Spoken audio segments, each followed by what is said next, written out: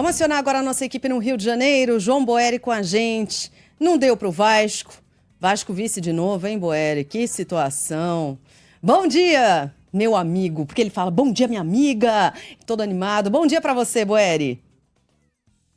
Oi, Sheila, minha amiga. Muito bom dia a você, Carla, a todos. Pé gelado ou pé quente de Lucas Belotti, mas pé muito gelado de Mário Dias Ferreira, pessoal. Ixi, Muito bom dia a vocês tá com a mais uma cabeça vez. cheia hoje. Nosso querido Marinho estava no Maracanã ontem à noite, chegou foi isso. 2 horas antes Foi da isso. bola começar, da bola rolar lá no Maracanã, estava curtindo com os amigos, foi ao jogo do Vasco. O Mário normalmente não consegue ir a jogos do Vasco, porque ele entra muito cedo no dia seguinte, aproveitou essa escala da Band News FM Natal e Ano Novo para ir ao jogo ontem. Era um cenário perfeito para a torcida do Vasco ontem no Maracanã, jogo 6 horas da noite, casa cheia, mais de 65 mil torcedores, um belíssimo mosaico que foi montado pela torcida do Vasco, mas segundo o técnico Fernando Diniz, falhas defensivas tiraram esse título do Vasco. Depois de um 0-0 em São Paulo, por exemplo, a torcida do Vasco estava muito confiante, afinal são 14 anos sem título nacional, então era uma expectativa muito alta para esse time do Vasco, apesar de ser um time muito jovem, apesar do técnico Fernando Diniz ter chegado em 2025 ao Vasco,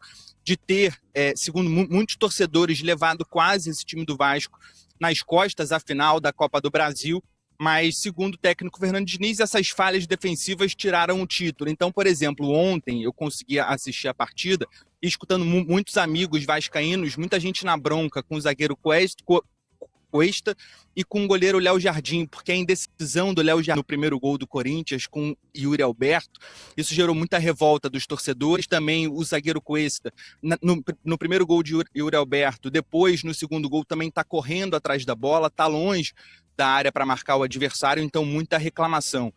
Só que no final do jogo, e aí vale a curiosidade, depois de um primeiro tempo mais equilibrado, o Vasco começa um pouco melhor no segundo tempo, mas enfim, acaba perdendo. Mas no final, a torcida do Vasco aplaude, porque conseguiram reconhecer, pelo menos ao longo de 2025, alguma luta desse time. Terminou 14º no Brasileirão, vai à Sul-Americana no ano que vem, então já tem projeção para 2026, mas muita tristeza também, afinal Corinthians, a gente está falando do Mundial de 2000, a gente está falando da Copa do Brasil de 2011, da Libertadores de 2012, do Brasileiro de 2011, na verdade, da Copa do Brasil de 2025 agora. Então tem muita gente com nó na garganta com o Corinthians aqui no Rio de Janeiro, viu, Sheila? Mas para o ano que vem, projeção do técnico Fernando Diniz, que tem contrato com o Vasco até o final de 2026, projetando já Sul-Americana, Campeonato Brasileiro, Campeonato Carioca.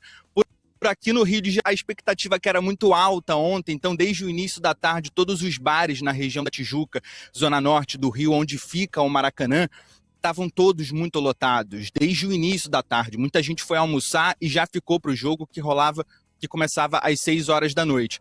Mas no final, muita tristeza, a gente não teve isso. Vale uma boa notícia, por exemplo, no final do jogo, registro de confusões muito grandes, claro, aqueles desentendimentos entre os próprios torcedores também na saída do Maracanã, mas sem uma confusão muito generalizada, inclusive sem feridos, segundo o Corpo de Bombeiros aqui do estado do Rio de Janeiro. Mas fato é que a tristeza, a melancolia dos torcedores do Vasco saindo ontem do Maracanã, muito grande também, mas fica o nosso abraço para o nosso querido Mário Dias Ferreira, né, pessoal? Um abraço, Mário. Que segunda-feira, hein?